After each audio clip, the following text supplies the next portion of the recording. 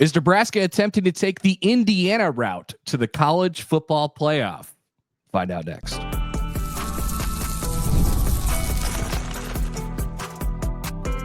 You are Locked On Nebraska, your daily Nebraska Cornhuskers podcast, part of the Locked On Podcast Network, your team every day. Good morning, and thanks for making Locked On Nebraska your first listen every day. We are free and available wherever you get your podcasts and on YouTube, part of the Locked On Podcast Network, your team every day. And today's episode is brought to you by FanDuel. Right now, new FanDuel customers can get $150 in bonus bets if your first $5 bet wins. All right, welcome in. Mitch Sherman from The Athletic. Connor Happer of 1620 The Zone is with me. It's a packed Monday show of the Locked On Nebraska podcast. Thanks for joining us. Hope everybody had a good weekend. Big news on Friday, at least as far as big news in February college football goes. Nebraska will not play Tennessee in 2026 and 2027. The Huskers were scheduled to go to Knoxville in 2026 and host the Vols at Memorial Stadium in 27. These two programs have played just 3 times, all in bowl games, never at their historic home stadiums. Would have been a pretty nice sight to see that orange and red going head-to-head at Neyland Stadium and Memorial Stadium. But Nebraska will instead play Bowling Green at home in 2026 and Miami of Ohio at home in 2027. And cherry on top, Nebraska added Northern Iowa of the FCS to its 27 schedule to make it 8 home games, a rarity in that season. So I am disappointed, Connor, with the way all of this went down, but maybe not in the way you'd expect that I'm saying that, or maybe it is in the way that you'd expect and not others. I'll get to my thoughts, but what do you think first of this cancellation? Yeah, I think there's a lot of angles to it, and there's a lot of reasons or excuses why you would move on from a game like this, and I don't like any of them. To be honest with you, I don't like. Okay, I accept that all of them are realities in the world of college football that we're in right now, but it just feels like the big picture thing for me is that all of these things that happen and all these changes that come across, they seem to happen at the expense of the fans. Yes.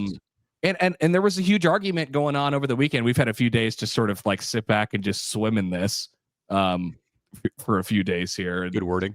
Yeah, people have reacted and then counter reacted and things like that. But like, I think people have fallen into the trap of sort of thinking that everything's about the playoff. Everything is about the playoff, and what you could do whatever you want, create the easiest schedule you possibly can, just get Nebraska wins.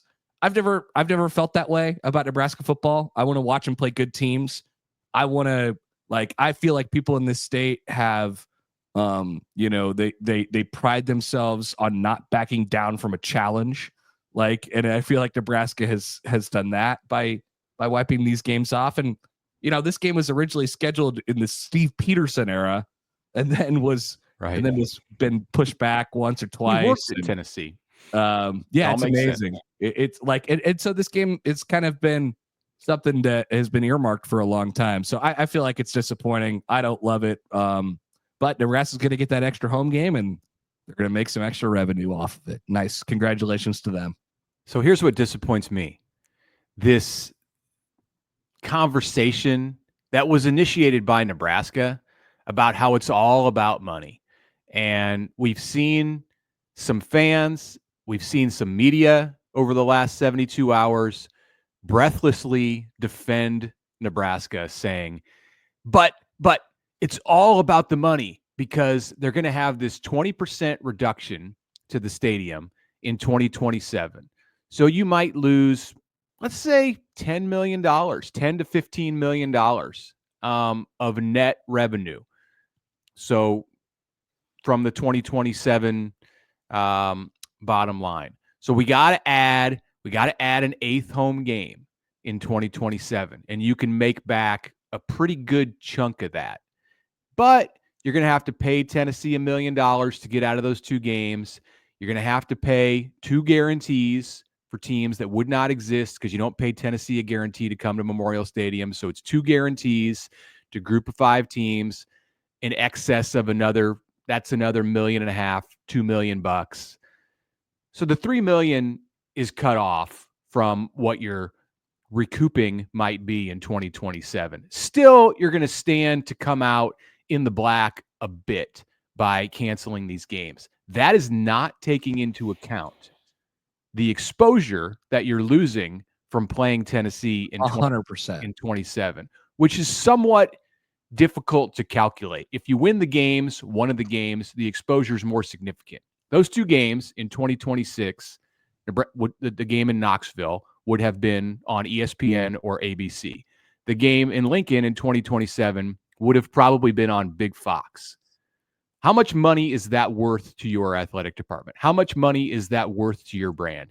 Is it the $5-6 million that you're going to lose by not, in total by not playing these 2 games in the series? I don't think that is a factor at all.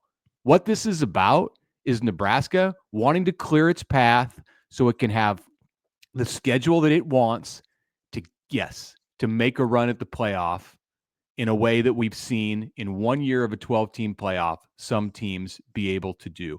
Yeah. And I think it's totally fine. I think Nebraska should want to be in the playoff. And I think as long as the SEC is going to play 8 conference games and the Big Ten is going to play 9, and they're going to compete for the same prize with the same criteria, and on the weekend in 2027, when Nebraska plays at Ohio State, Tennessee's playing Mercer, then it's okay to go ahead and not play this series. Do I like it? I don't love it. No. What I dislike more is that they're acting like it's about money when really it's just about not wanting to play Tennessee. Matt Rule doesn't want to play Tennessee. Troy Dannon doesn't want to play Tennessee. Fine. Don't play Tennessee. I think it's flawed though too, Mitch. Like I think the whole, everything has become about the playoff. And we set out on this journey a year ago, it was like, man, everything's going to become about the playoff. Everything is about the playoff. And I'll remind people that Nebraska's been to 1 bowl game in 10 years. Like they need to win some football games, and so maybe they're and you would say this is a move to get them to win more football games. But I'm thinking about it more like big picture, more globally from that perspective. What you said, I think, is so important about the exposure that you get. The games that these games, they're unique. The non-conference premier game for Nebraska that they've traditionally had for a long, long time now, they invigorate your fan base every single year. Look at Colorado last year. Yes, Colorado, Oregon. Washington in the past. You get to take those trips and see those places of the country and experience those different things, and they get to come see you. And guess what? When Tennessee would have came here in 2027, all of them would have raved about how much they love Lincoln. And I think there's a value to that that just, like you said, can't really be quantified. And I like think about that fan base in particular, Mitch. That fan base is incredibly passionate. They're incredibly online, right? A year or 2 years of back and forth of I just think that it would have been great fan base. I think it would have been fantastic. It would have been great. And I'm going to miss it. And I'm sad that it's not going to happen. But if you want to blame somebody, blame Greg Sankey for having an 8-game conference schedule. Blame the college football system that we live in right now for not making this game necessary. Nebraska doesn't have to win this game. Nebraska has more to lose in these 2 games than it does to gain. Yes, even if it wins one of those games. Nebraska, if it can find a way to win 10 games in 2026 or 2027, and I don't think people should totally scoff at that. Nebraska won 6 games in the regular season, 7 with the postseason victory in 2024. It has 2025 still to go. 2026 would be Dylan Raiola's junior season. 2027, you don't know where you're going to be. Nebraska can be a contender for the college football playoff in those seasons. If you don't think it can, and I'm not talking about you, but if a fan doesn't think, or a media member out there doesn't think that that's realistic, that Nebraska should be at least aiming to get to the college football playoff in 2026 and 2027, then what are we even doing here? Why are we even having this discussion? You have to aim for that. Indiana, SMU, Arizona State made the college football playoff this year. Nebraska has to put that as a goal, something out there on its radar, and this is the easier path. This is what you have to aim for. This is the way you have to do it. Blame the system that we are in college football. It shouldn't be like this. These games should be incentivized to play, but they're not. Yeah. I think the other part of this, Mitch, is going back to what I said at the top and what you just mentioned there, the Indiana way. I hope that this is not a, some sort of reaction to how Indiana made the college football playoff this year. So. I just think that is in a roundabout way. I think that is like, I don't think you could do it. I don't think you can replicate that. They had so many things come together for them. Obviously, it was all made possible by the fact that they had a light schedule, but Nebraska is just never going to be able to manufacture their schedule enough to make it so light that they're going to be college football playoff bound exclusively because of the schedule. They need help, obviously.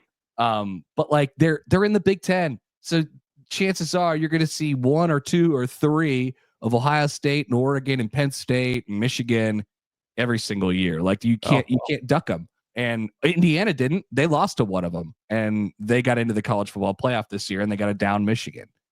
So I just think that the method is really hard to replicate and duplicate. In 26 and 27, Nebraska plays Oregon and Ohio State, both of those seasons. It has Indiana and Washington at home in 26, and in 27, it goes to Washington and Wisconsin. So, and we don't know what Washington and Wisconsin or Indiana is going to be like in 26 and 27. I have a pretty good sense that Ohio State and Oregon will be good in 26 and 27, and they're both on Nebraska's schedule. So they have enough games where the strength of schedule is going to be where it should be if they take care of their business and get to 10 wins or whatever the threshold is at that point. If you're on the bubble, like if you're in that like Alabama, Ole Miss range, from this previous year, and you have a win against Tennessee, that's going to help. But that's the reward. The risk is greater in playing that game. So if it's all about the CFP, this is the smart decision. If it's all about what the fan experience can be and like playing into the pageantry, the history, like what we've known college football to be for decades, then you don't want to be doing this. But I just wish that Nebraska has to put a spin on it and say it's about money and this and that. But the reality to me is that it's just a smarter decision when you line everything up with where you want your program to be in those 2 seasons. All right, Mitch, let's take a break. We'll come back and talk about a future Huskers weekend after this on the Locked On Nebraska podcast.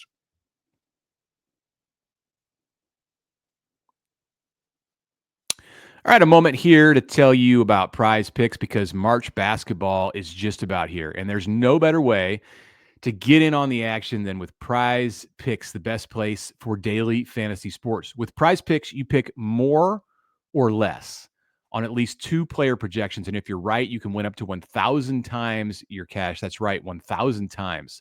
It's fast, easy, and keeps every game exciting. In games this week in the NBA, for instance, maybe you want to take a look at Jason Tatum for more than 29 points and Nikola Jokic for more than 12 rebounds. I love how you can make your picks in less than 60 seconds and stay engaged all game long. So download the app today. Use the code LOCKEDONCollege to get $50 instantly after you play your first $5 lineup. That's code LOCKEDONCollege for $50 instantly after you play your first $5 lineup. Prize Picks. Run your game.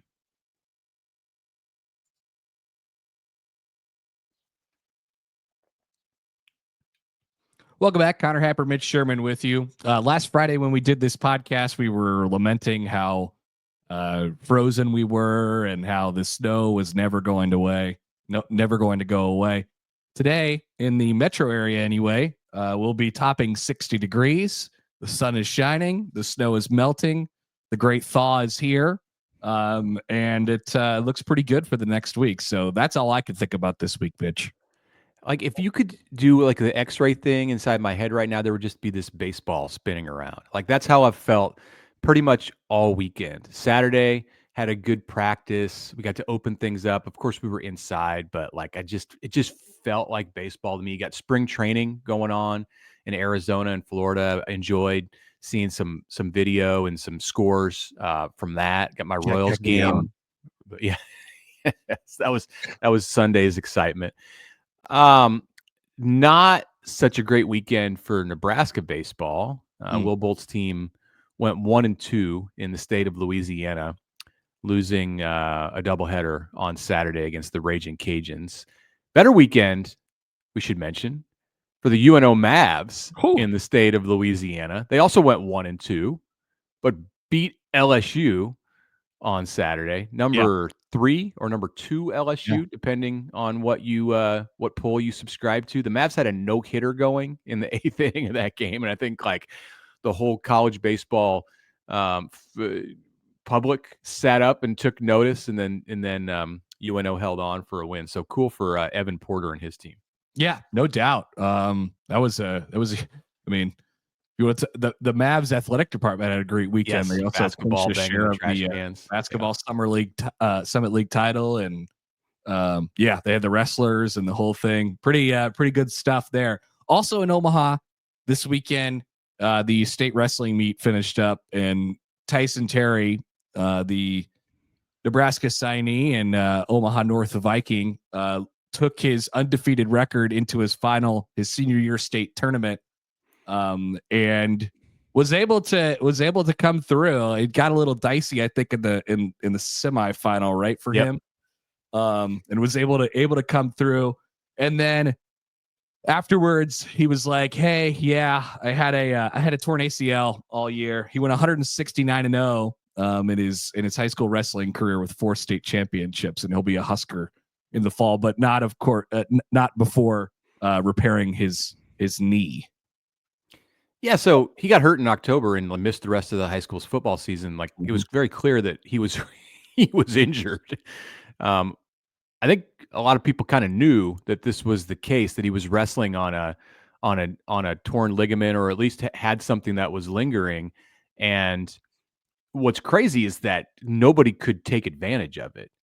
Almost happened. His semifinal match, as you mentioned, went to overtime on, I believe, Friday night. And then he came out and pinned his opponent in the final. So he left his shoes on the mat after his final match, which is a wrestling thing. How come like baseball players and football players don't do that? Just take off your cleats and just toss them on the field. Yeah, it's a great idea. It's very symbolic. I mean, like that's pretty cool. I wouldn't like to lose a pair of shoes, but I'm probably more material than Tyson Terry is. Yeah, I don't think you wear wrestling shoes to do anything other than wrestle. Yeah. So unless Mark Manning can convince him to come out of retirement in the way that he did with Nash Hutmaker last year, Tyson Terry is a one-sport athlete at Nebraska. There may have been some lingering doubt about that, although very rare for a defensive lineman to go and double up in another sport. So he's certainly going to be redshirting next season in Lincoln. Big congrats to him. What a huge accomplishment. He's the first 4-time heavyweight state champ in Nebraska high school history. So he's one of 7 out of the 20 who signed in December who are not with the Huskers this spring. The others, I'll read them, are defensive linemen Malcolm Simpson and Cade Peterzak. You have offensive linemen Juju Marks, Sean Hammerbeck, and Brian Tepu. And then wide receiver Jeremiah Jones. So the 6 linemen among that group, I think, are the most likely in Nebraska's 2025 class. The 6 summer enrolling linemen, with Terry at the top of the list because of the surgery that he's going to need, most likely to redshirt next year. I mean, redshirting takes on a whole different meaning in the era of a 105-man roster. You kind of need everybody ready to play. Jeremiah Jones certainly will be a candidate to play as a wide receiver, and a big one at that. Who else would you say, Connor, is at the top of the list among Nebraska's freshman class? You have 13 who are enrolled early to definitely skip that redshirt year and contribute right away in 25. I think you go right to positions of need or positions of where you're thin a little bit. And I mean, one that we've talked about pretty recently because it was topical is the running back position. So I think about guys like Jamarian Parker and Connor Booth. And then there's a couple in that wide receiver spot too, where Nebraska did really try to beef up their wide receiver room by adding Dane Key and Isaiah Hunter, and they still have Ja'Cory Barney, and you still have, guys like Quinn Clark, and you got Hardly Gilmore as well. But I think there's still some room to play at that position as well. So Cortez Mills probably goes to the top of that list, and Isaiah Mosey is probably in that conversation as well. I'm looking up and down the rest of it. I mean, maybe there's kind of this new mix at linebacker where you could get Dawson Merritt, sort of involved there, and Christian Jones. But the running back and wide receiver would probably be the first couple positions that I'd think of. Yeah, if I had to pick one, I mean, there's going to have to, okay. Well, I'm going to wait till the spring. I'm going to wait till the spring and see how these guys look and how it shakes out. Man, I'm intrigued to see what happens at running back. I don't know how much we're actually going to know, but we'll probably get into a practice or two, and I really want to see like what their reps look like after Emmett Johnson at running back. I'll still say, like, I think the freshman who has the chance to make the biggest impact, and this is a little bit counterintuitive because of all of those transfers at wide receiver, is Cortez Mills. I think it's because of the skill set. Like, he's such a unique set of skills, like similar to what Barney brought to the table in 2024. I think he's going to go out there and be one of those players that is on like Big Ten lists of most impactful true freshmen. They're going to find a way to get him the ball. So excited to see that for sure. Yeah, skill guys just in general are the freshmen who are most likely to play. Like, I looked at this list and I got to the defensive backs, and it's hard to really find somebody. Like, they're not necessarily going to be aiming to redshirt a whole lot of players who aren't linemen, I don't think. No. They're going to throw you in, and if you sink or swim, and if you sink, well, then, you have to start thinking about that guy's spot on the 105 moving forward. So it'll be interesting for the defensive backs. But yeah, I do think if there's anybody on defense who like rises to the top and gets in as a freshman, it's one of those linebackers, Merritt or Jones. And you have Pierce Newberry also, but Dawson and Christian are the two who come in with the highest accolades, and I think have played at the highest level in high school. Yeah, and there's certain guys too, Mitch, to your point at the beginning, where you just kind of throw them into the bucket of, it's probably not gonna be this year. We don't want to stunt the developmental track, especially if it's a guy like Tyson Terry who's hurt or something like that. You're not gonna rush that early on in his career. So you probably just identify. I wonder how this has changed now with the roster the way it is. Be an interesting question for Rule, but like, what kind of, how do you identify, how aggressive are you in identifying which buckets you want to put the freshman into? Like, do we put this guy on the fast track? Are you more likely to put a guy on a fast track now that you have a 105-man roster? It's pretty interesting. I can't wait to ask the question about whether true freshman, Cortez Mills or Jamarian Parker is in the top 57. Like, just that's the vernacular around Nebraska spring practice or whatever. Hey, has he gotten into the top 57 yet? Like, that's Rule put it out there in early February, and we're going to run with it at least until he tells us to shut up with that kind of talk. Before we take a break, speaking of Rule, I bumped into him and Troy Dannon yesterday at the women's basketball game. Rule was there. I believe he brought a horde of school-aged girls for his daughter's birthday party, and they enjoyed the Nebraska women's basketball game yesterday, just hanging out and enjoying the scene. It was not a great game for Nebraska women's basketball, but everything seemed to be pretty good on their front. So there's your Rule and Dannon update. Okay.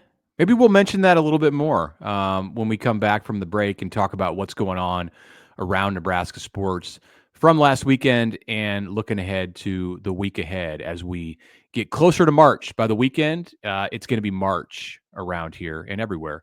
That conversation is coming up next. But first, a word from our friends from the FanDuel Sportsbook. When the game tips off, the NBA action is just getting underway.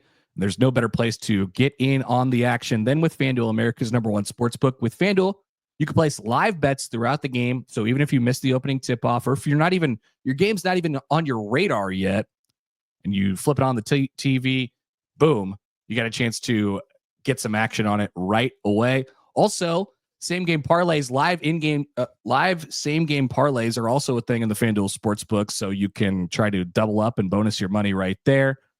Live betting feature is fantastic because it keeps you invested in every single moment of the game. But there's not only just that on the FanDuel Sportsbook, there is plenty more options to get yourself in the game, including long-term bets. I'm looking at baseball stuff right now too, as Mitch has a spinning baseball in his head. Yeah, it's getting interesting over on FanDuel. So here's the incentive. Right now, new FanDuel customers can get $150 in bonus bets. If your first $5 bet wins, head to FanDuel.com and join today. FanDuel.com for your shot at $150 in bonus bets right off the bat. Make every moment more with FanDuel, official sports betting partner of the NBA.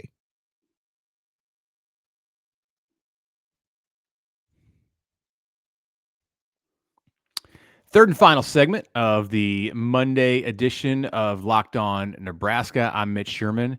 Connor Happer is with me. Connor, before the break, you mentioned Nebraska women's basketball, and you were there. I see you brought the family to Nebraska women's basketball on Sunday. Did your daughter, Sophie, get to meet the Rule daughters or anybody else who was notable at PBA? No. Well, yes. The Nebraska women's basketball players are huge fans of my 7-month-old daughter, yes. as you can imagine. So I feel like they have radars in their head, like sonar or something like that. Like, is there a baby near? And they just like have to, go up to the baby and say something to it and all of those things. So yeah, I think they enjoyed that maybe even as much as my daughter did, which was good. Yeah, I think that was she's old enough now where she can kind of take in the sights and sounds around her, has kind of a sense of what's going on, like enjoys meeting the girls. So. She has like a sense of she's always like she's always has a sense of wonder, which is good. She definitely like is mildly comprehending the things that she's seeing, which is great. I'm really glad. I mean, seriously, like that you got to take her to that, but this season while she's that age, because you'll remember it. She of course will not. Like one of these days soon, you're gonna wake up and your daughter will be graduating from high school this spring. Like yikes! Another host of this podcast. So yeah, enjoy these moments while you got them. That's great. Not a great day for the Nebraska women's basketball team going down against Washington, but brighter days ahead for Amy Williams' team. We'll see about Fred Hoiberg's team.